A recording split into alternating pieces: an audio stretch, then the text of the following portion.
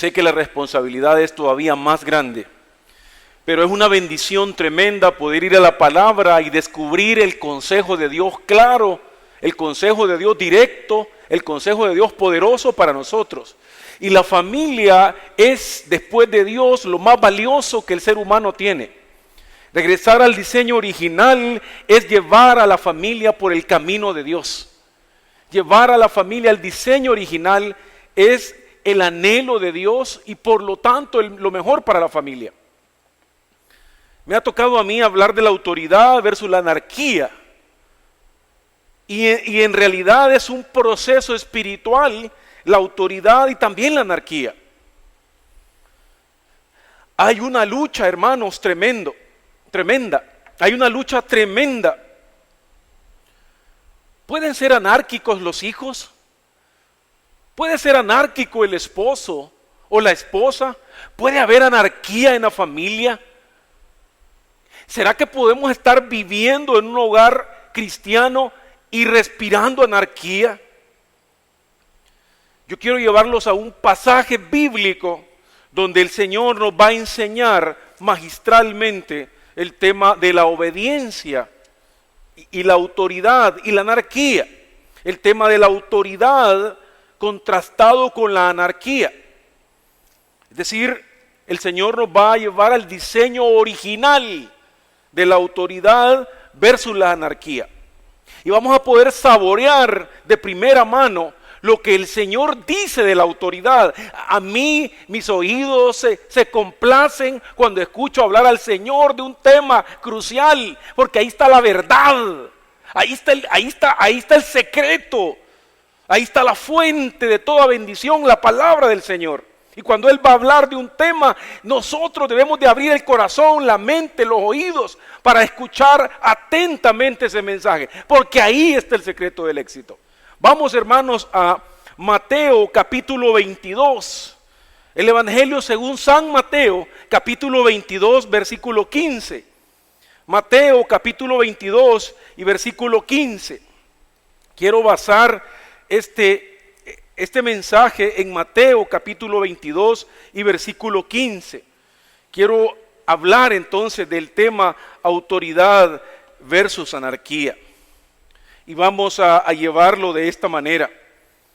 Vamos a hablar entonces de lo que es eso. Vamos a decir primero, antes de leer el pasaje, que la autoridad es un modelo de relación formal.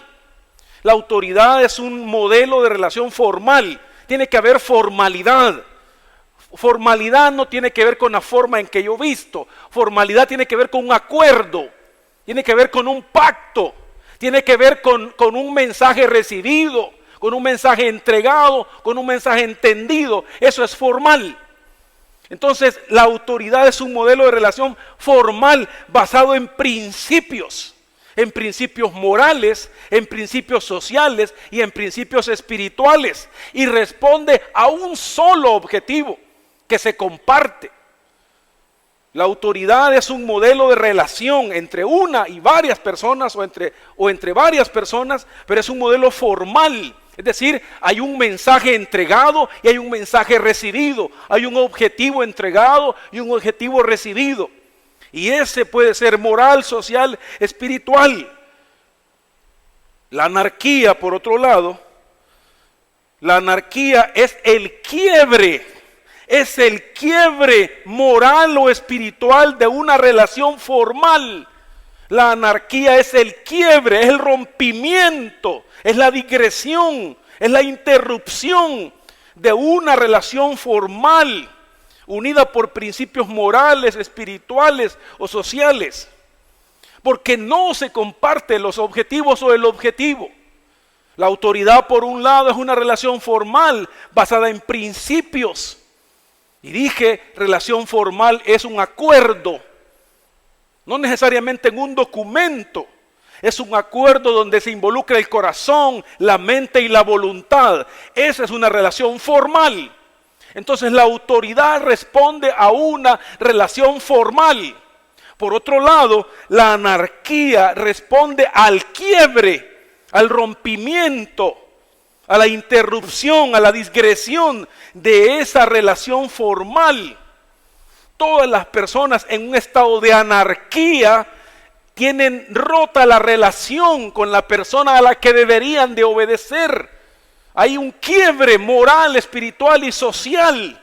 No están vinculados, están separados, hay un quiebre. Aunque aparentemente estén unidos, no lo están, no lo están. Porque la autoridad es una relación formal que nos une, es un acuerdo moral, social, donde compartimos un objetivo. Y eso hace que el piñón de la autoridad y de la obediencia funcionen en perfecta armonía. Un objetivo, un acuerdo formal. Vamos al pasaje, hermanos. Vamos a leer el pasaje. Dice el pasaje de San Mateo capítulo 22, versículo 15 al 22. Entonces se fueron los fariseos y consultaron cómo sorprenderle de alguna manera, en alguna palabra. Y le enviaron los discípulos de ellos con los herodianos, diciendo: Maestro, sabemos que eres amante de la verdad y que enseñas con verdad el camino de Dios. Y que no te cuidas de nadie, porque no miras la apariencia de los hombres. Dinos pues, ¿qué te parece? ¿Es lícito dar tributo a César o no? Pero Jesús, conociendo la malicia de ellos, les dijo: ¿por qué me tentáis, hipócritas? Mostradme la moneda del tributo. Y ellos le presentaron un denario. Y Jesús les dijo: ¿de quién es esa imagen en la inscripción y la inscripción? Y ellos respondieron o dijeron: de César. Entonces Jesús dijo: dad pues a César lo que es de César, y a Dios lo que es de Dios. Ahí hay un proceso tremendamente claro de la autoridad expuesta por Jesús y administrada por los hombres. En el caso de Dios, Dios tiene el derecho de ejercer autoridad porque Él nos creó. Y todo lo que existe lo creó. Porque Él nos salvó. Y porque Él nos ama con amor eterno, es decir, siempre nos amará. No existe la posibilidad que Dios se retracte de su amor para con nosotros, porque está sellado con la sangre de Cristo, con la resurrección de Cristo, con la muerte de Cristo. Y eso es un don irrevocable, es un regalo irrevocable. Dios tiene autoridad sobre nosotros porque nos ama con amor eterno. Y nosotros aceptamos su autoridad porque aceptamos la salvación.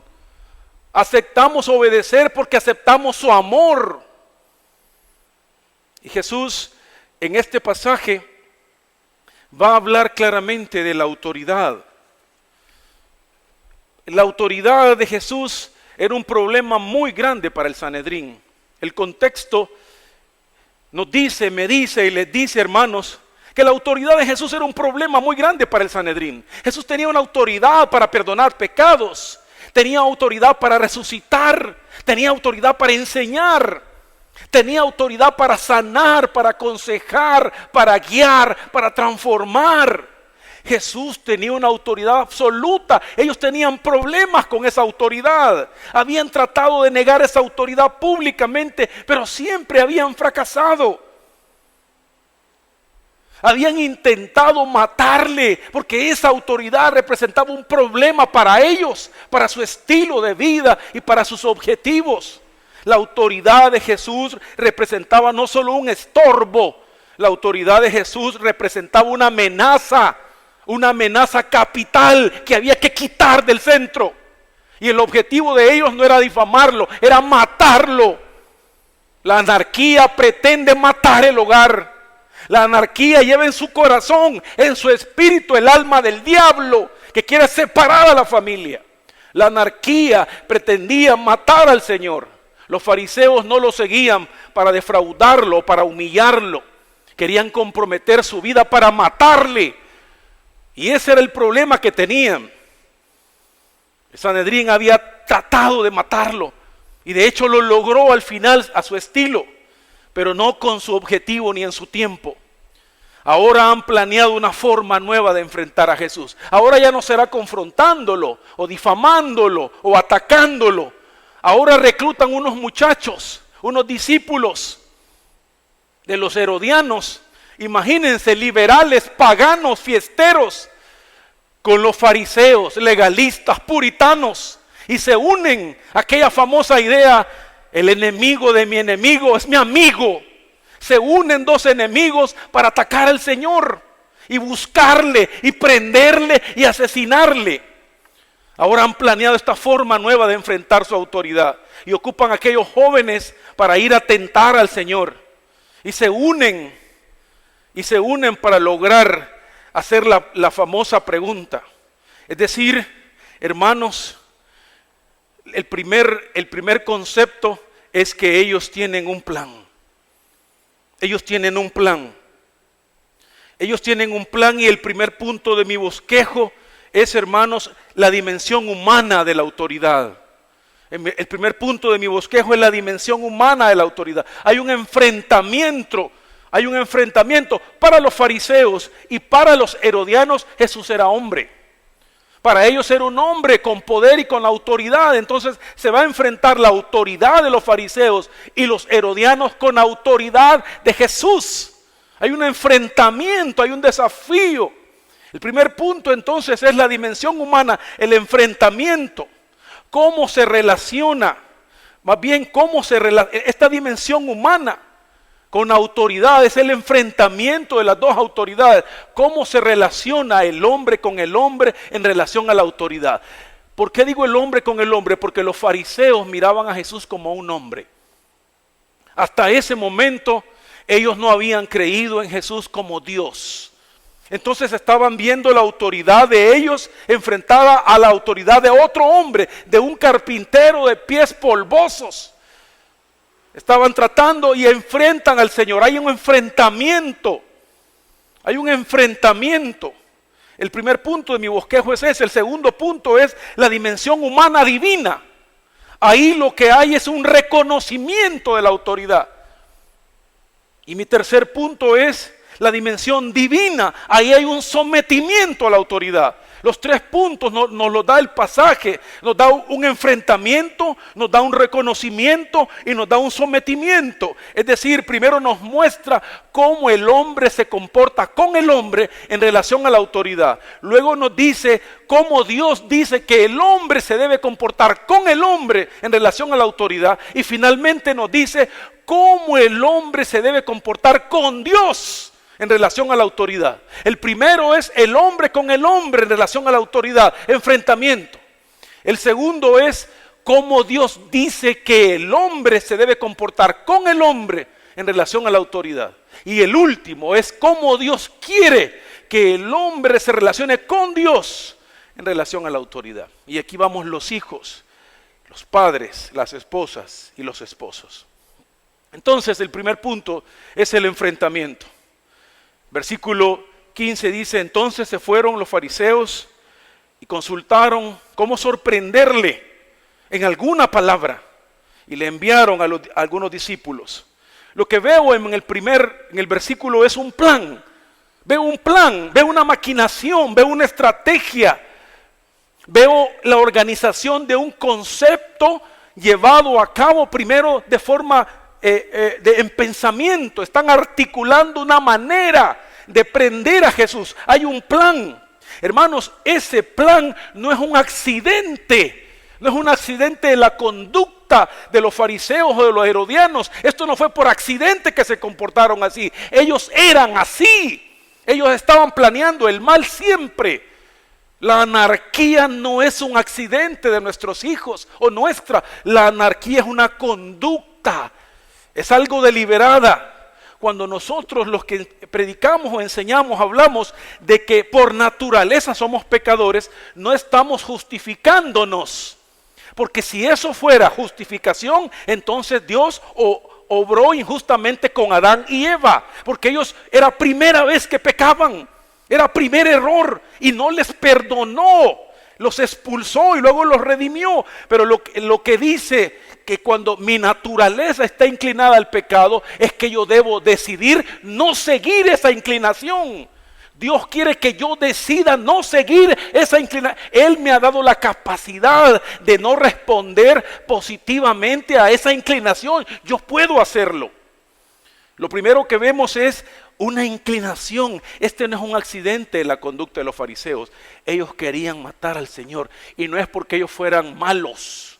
Habían otros hombres malos, como ellos son más malos. Pero ellos habían decidido. Planeado matar a Jesús. La anarquía es una conducta respaldada por una decisión. No es un accidente, es que porque él de vez en cuando se comporta así. Ella se comporta así de vez en cuando. No se comporta de vez en cuando. Ella decide comportarse así. Hay un plan deliberado para... La anarquía no es un accidente de nuestra conducta. La anarquía es un plan maquinado y se echa a andar y se presenta. Y el hombre actúa de forma rebelde porque decide actuar así. Cuando mis hijos o mis dos hijos actúan en desobediencia, han decidido actuar así. No es algo pobrecitos, ellos ya tienen la naturaleza pecaminosa. Ellos han decidido actuar así. Yo debo estar clarísimo que no puedo justificar que porque son pecadores, ellos han decidido actuar así. Es una forma de vida y por eso no se puede permitir que crezca o que avance. Los fariseos y los herodianos hacen un plan. Porque es una forma de vida. Esto no es un accidente o una casualidad. Ellos quieren matar a Jesús. La anarquía no es un accidente. La gente quiere ser rebelde. Ha decidido ser rebelde. Y por lo tanto debe ser corregida. Ahí estamos involucrando a la voluntad. Por eso decimos la voluntad. ¿Verdad? Está involucrada la voluntad porque ellos quieren. Es una decisión deliberada. No es un accidente conductual. O una conducta accidental, es una conducta decidida, adrede. Las personas rebeldes son rebeldes porque quieren serlo. No pueden decir, es que yo no puedo evitar ser rebelde. Eres rebelde porque quieres ser rebelde, porque has decidido ser rebelde, porque tu corazón planeaste rebelarte, porque Dios te dio la capacidad de no serlo. Y por eso estamos aquí. Luego, había un objetivo claro. Desvirtuar la autoridad de Jesús. Es decir, lo que había era un rechazo de la mente y el corazón hacia Jesús. No querían a Jesús, querían eliminar a Jesús. Ellos no querían hacer ver el punto de ellos. Ellos no querían convencer a Jesús. Ellos no querían demostrar que ellos eran superiores a Jesús. No, ellos querían matar a Jesús. Querían quitarlo. La anarquía tiene un solo objetivo: rechazar la autoridad de Dios. La anarquía no pretende demostrar un punto o ver quién tiene la razón. La anarquía pretende afectar a Dios. La anarquía hacia los padres es hacia Dios, porque la obediencia es un rasgo del espíritu. Entonces ellos tenían un objetivo claro: desvirtuar la autoridad. Por eso lo estaban planeando. Vean lo que dicen. Entonces se fueron los fariseos y consultaron cómo sorprenderle en alguna palabra. Y le enviaron los discípulos de ellos con los herodianos diciendo: maestro. Había un objetivo claro. Y luego había una mecánica de ejecución: simular respeto. Es decir, Jesús lo dice ahí: ustedes son unos hipócritas, me están diciendo maestro y no soy maestro para ustedes porque no han aprendido nada de mí. Ustedes me están diciendo que yo guío al camino de Dios o a lo correcto, pero ustedes no siguen el camino de Dios. La anarquía pretende seguir a Dios, pero no sigue a Dios.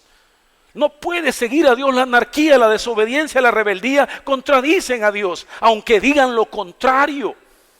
Estos hombres decían ser doctores de la ley, pero el Señor les llamaba sepulcros pintados por fuera.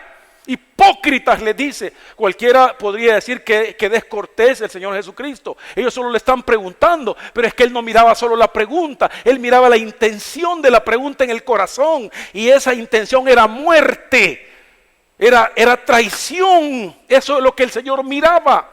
La anarquía ve muerte, ve separación, ve ruptura, ve dolor. El anárquico, el hijo anárquico, el padre anárquico, la esposa anárquica está decidiendo romper con la armonía familiar de forma deliberada. No hay ningún bienestar en anarquía. Ellos no querían nada bueno para el Señor. Ellos solo querían matarlo y por eso eran hipócritas. No podían presentarse como lo que eran. Porque si se presentaban como lo que eran, tenían que llevar espadas en la mano, tenían que llevar veneno en la mano, porque eso eran asesinos, querían prenderle para matar. Entonces simulaban respetarlo. Y vea lo que dice el 16. Maestro, sabemos que eres amante de la verdad y que enseñas con verdad el camino de Dios y que no te cuidas de nadie. Es decir, que no tenía compromiso con nadie para decir la verdad. Eso es cierto. Y que no te fijas en las apariencias de los hombres. Por eso le dijo hipócritas, porque no se fijan en las apariencias. Dinos pues. Entonces la anarquía, hermanos, es un plan. Es un plan, no es un accidente de la conducta. Tiene un objetivo claro. La anarquía no es casualidad. Es un pecado deliberado en contra de la autoridad del padre y de la madre. Y dañan el hogar. Lo dañan, lo destruyen, lo hieren. ¿Cómo es la anarquía, hermanos? La anarquía tiene que ver con la incomodidad hacia la autoridad. Jesús era una incomodidad tremenda para ellos. Era un tropiezo, era un dolor de cabeza enorme. Fue tanto el dolor de cabeza que todo el Sanedrín se involucró en el asesinato, en el juicio nocturno del Señor. Juicio ilegal, amañado, con testigos comprados. Ellos estaban incómodos con la autoridad moral del Señor.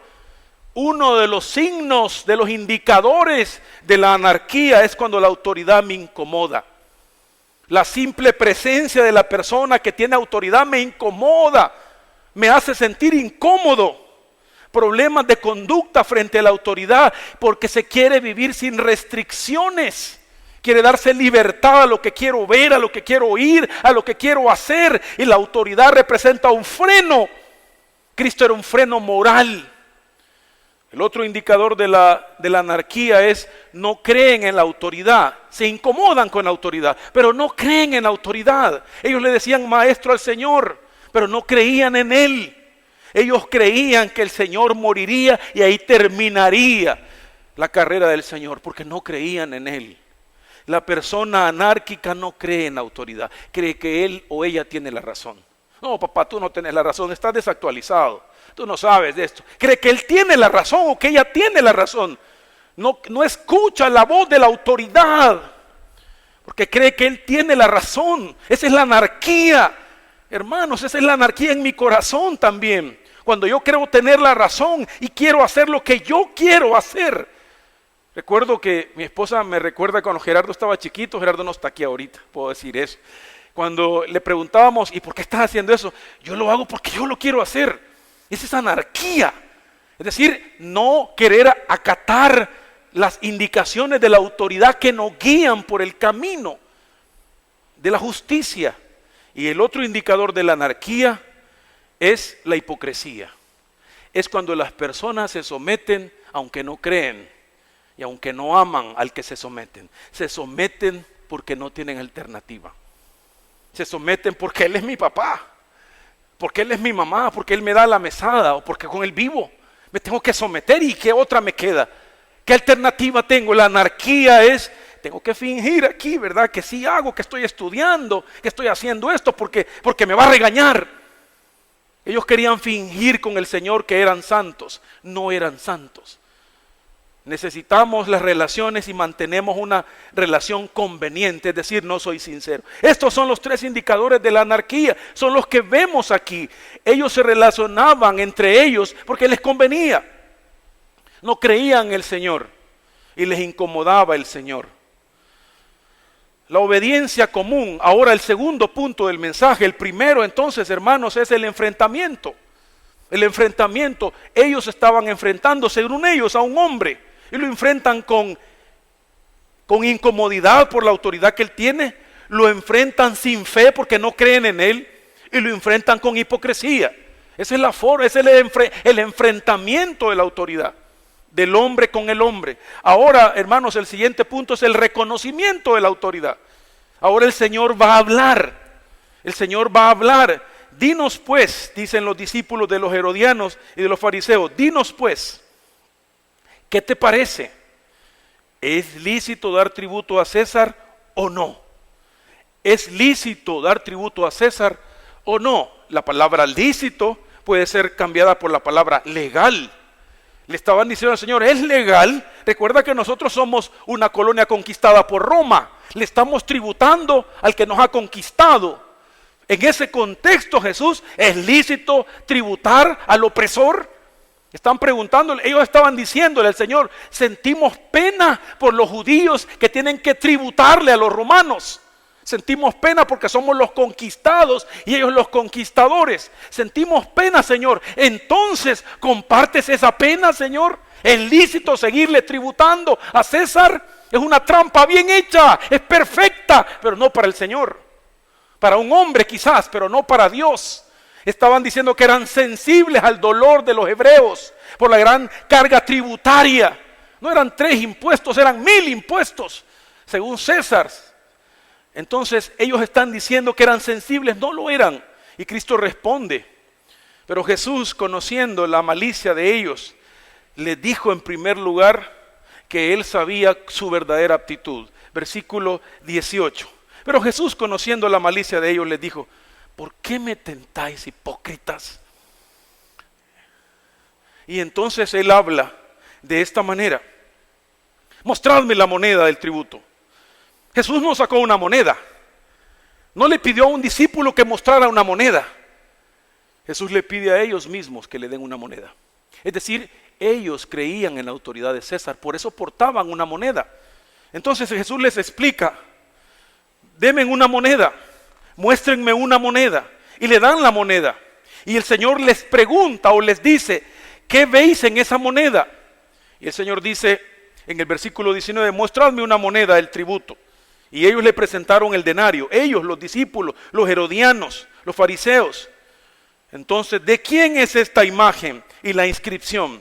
La imagen es de César, la inscripción, la moneda es de César, propiedad de César, y la inscripción es de César. Y le dijeron de César, y le dijo, dad pues a César lo que es de César. En primer lugar, el Señor habla de la moneda. Es decir, de las credenciales de la autoridad. Este es el reconocimiento de la autoridad. ¿Se acuerdan que el segundo punto era cómo Dios dice que debe ser la autoridad entre los hombres? Y Dios dice que la autoridad debe ser reconociéndola. Hay que reconocer la autoridad. Y el Señor da el ejemplo diciendo, dad a César lo que es de César. Las credenciales en la moneda son de César. Hay que dar el tributo a César. Hermanos, recuerdan, Roma gobernaba en toda la ribera del Mediterráneo. Las calles las había construido Roma. La protección la daba Roma. El agua la daba Roma. La seguridad del comercio lo guiaba Roma. ¿Era lícito pagarlo? Claro que sí, era lícito. Roma había construido toda una ciudad en las riberas del mar Mediterráneo con esos tributos. Era lícito pagarlo. No sabemos si era justo, pero era lícito. Era necesario porque ellos se servían de la seguridad, de las calles, del agua, del acueducto, de la protección, de la guardia romana. Entonces el Señor les dice, ¿de quién es la inscripción? ¿De quiénes son las credenciales? ¿Qué posición tiene la persona? ¿O qué función tiene? Es César, es el emperador, es el sacerdote máximo, según nosotros. El Señor dice, ¿de quién es? Hay una relación, el Señor les dice, entonces denle a César lo de César, porque tenemos una relación tributaria con César. Los impuestos se pagan porque tenemos una relación tributaria con el recolector de impuestos. Es necesario. Si él hace mal uso de los impuestos, él dará cuenta al Señor. Pero mi obligación es dar los impuestos. El Señor dice literalmente, entonces, si la imagen que está ahí es de César, ustedes tienen una relación tributaria con César, porque es de César la moneda. Luego dice que la identidad no solo habla de la función de César. César era la máxima autoridad espiritual y militar en el país llamado Roma. en el imperio llamado Roma, en el sueño de Julio César llamado Roma. Él era la máxima autoridad. Entonces él le dice, esta es la moneda, este es el tributo, denlo a él. Pero no solo es eso, hay una persona detrás de la moneda. Hay una persona que se llama César. Y esa persona tiene una identidad. También a esa persona hay que respetarla, porque él representa la autoridad. El Señor dice en el versículo 21, le dijeron de César, y él les dijo, dad pues a César lo de César, dar el tributo a él. Dar el tributo a él, la persona detrás de las credenciales. Jesús dice, César tiene el derecho de recibir o de ser objeto de tributo por todo lo que hace por ustedes y por mí. El Señor dice que la autoridad secular, militar, política, judicial, policial, debe ser reconocida, familiar, eclesiástica, debe ser reconocida. Él está dándole el aval a que tributen a César. No está provocando una rebelión, está diciendo, sí es lícito, sí tributen, sí paguen impuesto, es lícito hacerlo. Porque la moneda es el tributo y porque César es la autoridad máxima. Toman al Señor como un referente. El Señor pide la moneda a sus enemigos, pues ellos ya practicaban esa forma de tributo. El Señor no les da la moneda, ellos tienen la moneda porque ellos ya daban ese tributo, pero quieren que el Señor niegue, rechace ese tributo. Y entonces el Señor habla del reconocimiento de la autoridad. Y esta autoridad, hermanos, de la que el Señor habla, es una autoridad impuesta. César no había sido elegido. César había sido impuesto y el impuesto había sido impuesto también, valga la redundancia y el uso doble del término. Era una autoridad impuesta. Este tipo de autoridad es obligación. Era una obligación para todo hebreo, judío, cumplirla. No tenían opción, debían de cumplirla. Esta era una autoridad impuesta. También era una autoridad que se tenía que respetar por temor. Era una autoridad coercitiva. El que no lo cumplía sufría las consecuencias. Era una autoridad impuesta porque no le preguntaban a la persona si aceptaba a esa persona como gobernante. Tenía que hacerlo. Y en segundo lugar, si no lo hacía, sufría las consecuencias. Entonces, el tercer punto de mi mensaje, primero es el enfrentamiento de la autoridad, hombre con hombre. Segundo, el reconocimiento de la autoridad. El Señor dice que hay que reconocer a las autoridades. Él reconoce a César. Pero el tercer punto es el sometimiento a la autoridad. Ellos no le estaban preguntando por Dios. Le estaban preguntando si era lícito dar tributo a César. Pero César no es dueño de todo, dice el Señor. Si se trata de dar a cada quien lo que corresponde, les voy a enseñar quién tiene la autoridad. Si ustedes están hablando de ya es lícito dar, sí es lícito, pero solo el tributo, solo el respeto, solo el reconocimiento, solo la honra. Pero hay alguien que tiene más autoridad que César. Esa no era parte de la pregunta, pero es parte de la respuesta. El Señor dice, ustedes no saben que la autoridad absoluta es de Dios. Y contestan el versículo 21, dad pues a César lo que es de César. Y continúa, y a Dios lo que es de Dios. Autoridad absoluta. ¿Y qué es de Dios? Podían preguntar ellos. ¿Y qué es de Dios? ¿Qué tiene la moneda? La imagen, ¿verdad? De César. Pues déselo a César. ¿Y qué imagen tienen ustedes? ¿Quién los hizo a ustedes? ¿De quién son ustedes? ¿De quién soy yo? ¿De quién tengo la imagen yo? Yo tengo la imagen de Dios. Entonces yo soy el tributo de Dios. Entonces ustedes son el tributo de Dios. Entonces hay que tributarnos a Dios. Hay que entregarnos a Dios. A César démosle la moneda, pero a Dios démosle la vida. Démosle el ser.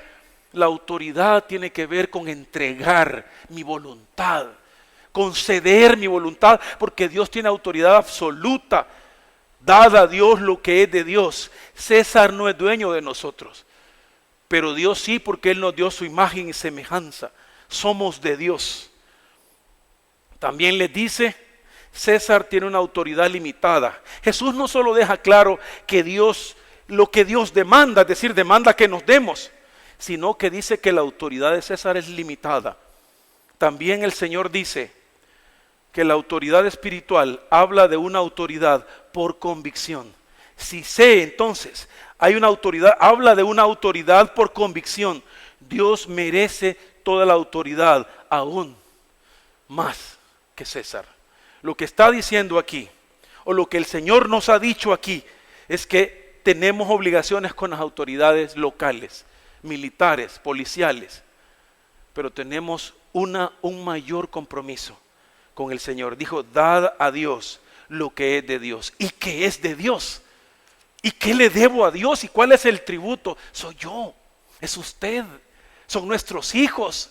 No somos absolutos, somos de Dios. Yo debo darme a Dios, dar a Dios lo que es de Dios.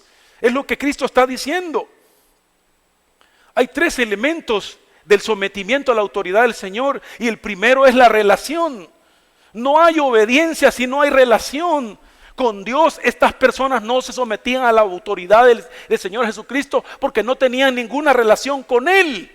Pedro, Pablo y todos los discípulos y los apóstoles posteriormente tuvieron una relación con el Señor, y saben que tuvieron una obediencia ciega y absoluta a Cristo, porque conocer a Dios es someterse a Dios.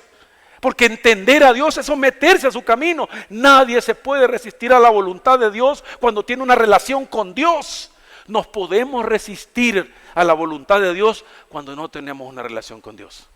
La anarquía está presente cuando no hay Biblia, cuando hay más video que Biblia, cuando hay más playa que iglesia, cuando hay más revista, hay más internet que Biblia. Entonces, cuando no hay relación con Dios, no hay obediencia, hay anarquía. No podemos, no tenemos derecho a esperar hijos obedientes si no los enfocamos.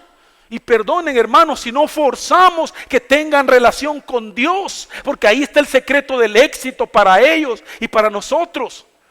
La relación, estos hombres no conocían a Cristo porque nunca tuvieron relación con Él y no podían obedecerle.